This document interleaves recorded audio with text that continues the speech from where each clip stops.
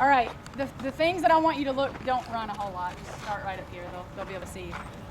The things that you want to look for right here, you will see a lot of times, I guarantee you if I go to your ballpark, I see this a lot. They're gonna come through here, they're gonna hit it, and they're gonna come right over here, okay? Lots of times I see that. I even see it at the high school level here.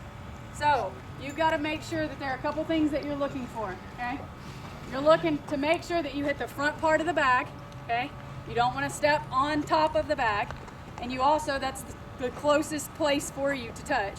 So make sure that you are, we teach our girls to be on the outside front corner when they go through the bag, and then watch how she breaks it down at the end. Go. Don't go hard. She did not curl off that direction. Do you guys know what I'm talking about? Yes. Okay. Right here.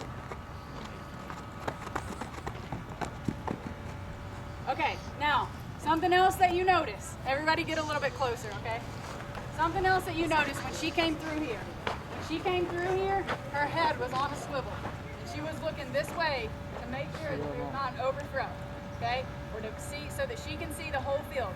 A lot of times, kids rely too much on their coaches, okay? And we as coaches sometimes take their instinct away.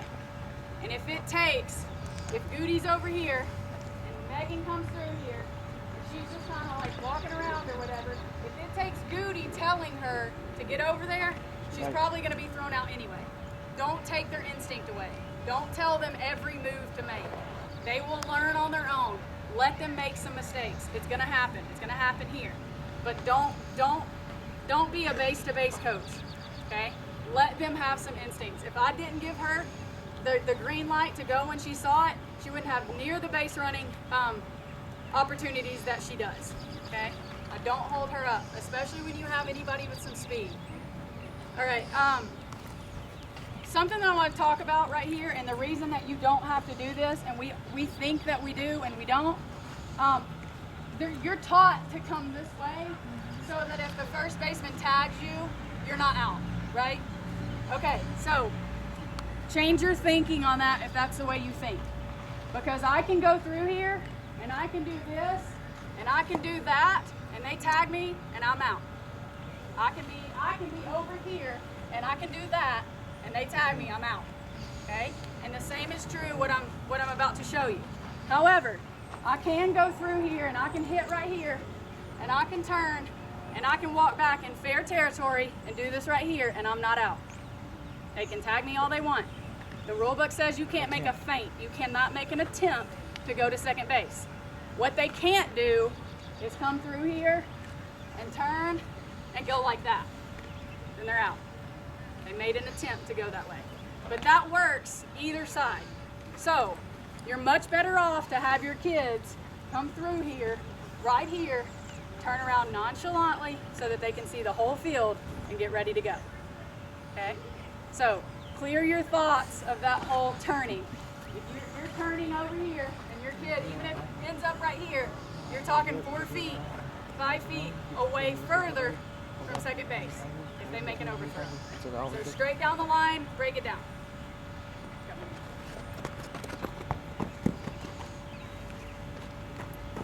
She can do that and she's completely fine. Okay? Making turns. With me, and you guys might want to start out a little bit further, and Megan, go slow so they can really see you and so that, you know. But I'm standing right here. She should use this front corner. She's gonna hit it, and she's gonna push off that bag, but she should not hit me. She should make a good enough turn that she does not hit me. And I am standing on the edge of this bag right here. So her turn is good enough that she's not hitting me. Now, you guys, you might want to start in this area, but a lot of times you will see, and this will take down a ton of steps, but you'll see they'll step right here, they'll go right here, and then they're that much further away from second base. Okay? You want to make a straight line. And to do that, be careful because a lot of people will do this. A lot of people will do like a little question mark. And you know what I'm talking about? So do it wrong, okay? Do it where you go down and make the little question mark and turn. Okay, wrong, okay? Most of the time, you know when you hit a shot, it's a double, okay? And the coach is saying either, hold up, or go, go, go, go, go. So they know. So Megan's gonna start gradually, okay? She's gonna go slow because our field is slanted right now and I don't want you to get hurt. But she's slowly gonna make that gradual step out and head straight to second base, okay? But try to steer clear of going, you know, this way and then curving out. It's just gonna take up time, okay? Lead-offs. Just do what we normally do. Biggest thing is that she's gonna lead off.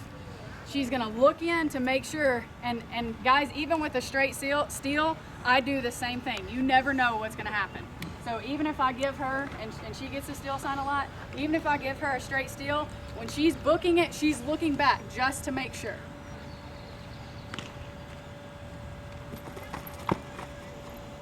That's gonna be your lead off, okay?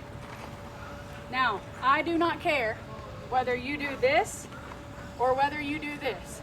I would not recommend this because you've got that base to trip over. But this or this, I would time your kids and see which is quicker. Because a lot of times you're gonna find this is quicker, even though the rocker step was taught, you know, 15 years ago, whatever. And it's still taught. There's still, a lot of my kids still do it this way. The only base that I don't allow them to choose this way is at third base. And I don't want them to take big leads at third base. I want them to make sure that they're staying close so that they're not getting picked off or whatever. But here, I would time them both ways, time them first to second and see which is quicker for them. So her body's still moving, but her head is looking that direction. Now she's gonna do a straight steal, and I want you guys to just kind of like back up that way just a little bit.